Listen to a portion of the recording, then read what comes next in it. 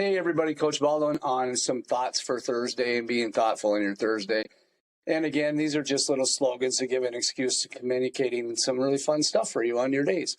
So before I get started, CoachCBaldwin.com, grab the app, get the content, do what you need to do with it, make it happen for yourself. Use it, please. It's there for you. So Thoughtful Thursday. Being thoughtful on a specific day is, kind of silly. You should be thoughtful on all of your days, right? But we want to just call it out and be able to educate around it. That's the purpose of doing these little slogan days. And to be able to call attention to specific things that you can do to be more thoughtful in your daily routines, your daily life. So to do this, one of the things that it requires is you to actually focus energy towards whatever it is you're trying to be thoughtful for. So let's just say it's going to be people, these certain folks in your life, and you're going to be thoughtful about them in this particular day, that you're going to then ultimately be able to be thoughtful about them all of the days. So let's say that you're going to then think of them and what they're doing and how they feel. So to do that may require you to reach out to them and connect with them about, hey, how are you doing? And what are you doing? And how do you feel? And ask questions to be able to obtain the information you need to be thoughtful of how they are. And it may sound really silly, like, well, I do that anyway. Yeah, but this is like being intentional about doing it. So it's not because you're going to just randomly be thoughtful. It's because you want to be proactively thoughtful. You want to be dedicating time to being thoughtful about folks that you care about, whether it's your siblings, your children, your parents, whoever, somebody close to you, friends, or maybe even somebody who's struggling in a time of need that's gone through some loss or adversity and they're struggling a little bit, and you want to be thoughtful about what they're going through. So you're going to give them some of your time, some of your attention, and you're going to be intentional about this. Like you're going to maybe pick a specific person every day, or maybe pick, somebody in your family or your life that you do on a daily basis. Or maybe it's just you kind of go down the list, take an alphabetical order in your phone directory or your address box or book or your contacts, whichever way it's labeled on your device, and then work your way through it and say, hey, I haven't talked to this person for a long time. I'm going to reach out and say, how are you? How are things going? Genuinely wanted to know because I would like to just check in with you and see how life's treating you. That's really all you're trying to do. And hopefully they sparks the conversation and you say, well, this is how I'm doing. This is how I'm feeling. I appreciate the conversation.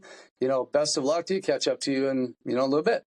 Make it something that can be beneficial, not because you get out of it something beneficial, but because you put something in and then there's reciprocation for the benefit, meaning there's some type of energy give between the two people. Now, you can also be thoughtful about some type of event, something that's going on, somebody's birthday, somebody's anniversary, somebody's reunion, somebody has said somebody pass away. Maybe it's thoughtful about folks in dire straits or in a dire need for help with whether some natural disasters hit them or disease has gotten them or whatever may happen. Just be thoughtful in that time and give that back and energy back to somebody else so that you can ultimately feel the reciprocation. That may not come from them. It may not be like you talk to somebody who's dying on their, they're laying on their deathbed, they're dying of cancer, and all of a sudden you're expecting something back from them. I wouldn't, because they're just not going to have it to give probably.